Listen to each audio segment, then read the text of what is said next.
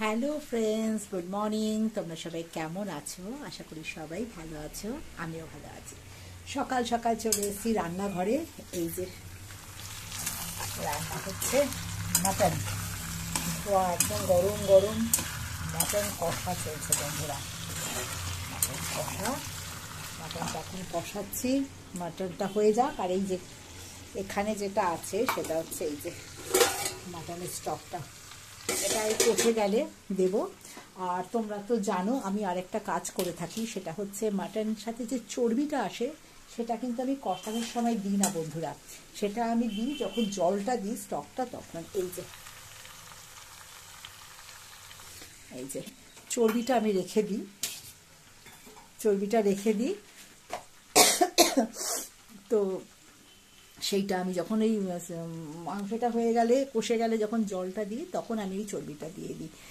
বেশ ভালো লাগে, আর চর্বিটা বেশ সেদ্ধও হয়ে যায় আর গোটা গোটা থাকে, খাওয়ার সময় বেশ সফট হয়ে যায় আর খেতেও খুব ভালো লাগে।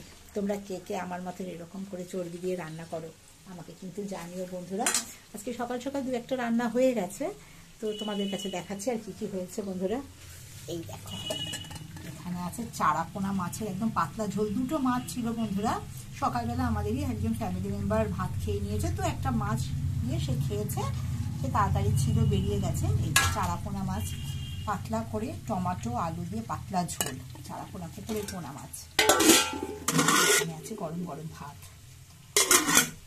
এই অবধি সব হয়ে গেছে। সকালবেলা উঠে চা খেয়েছি, আর ব্রেকফাস্ট বলতে একটু ছাতুর শরবত খেয়ে নিয়েছি বন্ধুরা। আজকে একটু বেরোনোর আছে, তো যার জন্য আর কিছু রান্নাবান্না বাড়াচ্ছি না। আর যেটা হচ্ছে এটা দিয়েই খাওয়া দাওয়া মানে ভালো মতনভাবে হয়ে যায়, তাই না? মানে এতটাই ভাল লাগে আমাদের সবাই, মানে মাটনের এতটাই ভক্ত। এই মাটন কষাটা ভালোভাবে করলেই এটা দিয়ে খাওয়া হয়ে যায়। কষা কষা করে করবো, একটু স্পাইসি করে, কারণ একটু ঠান্ডা লেগে আছে, সর্দিটা কমছে না। আর গরম তো বলতে গেলে গরমই পড়ে গেছে, ঠান্ডা শীতকাল আর কই বলো, তাই না? এই দেখো, বলছি যে রাতের দিকটা আর ভোরের দিকটা একটু ঠান্ডা লাগে, তারপরে মাঝে মাঝে সময়টা মনে হবে পুরো গরমকাল। আর এই করেই সর্দি কাশি যাচ্ছে না, কখনো গরম কখনো ঠান্ডা।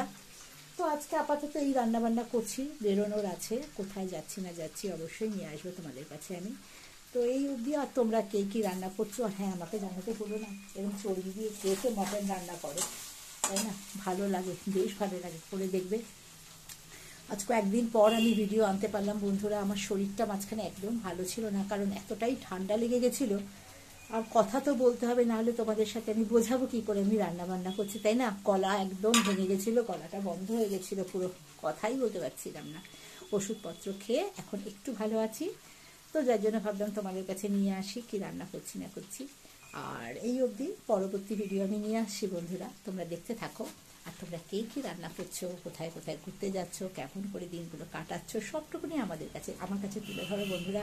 আমার খুব ভালো লাগে তোমাদের সাথে গল্প করতে।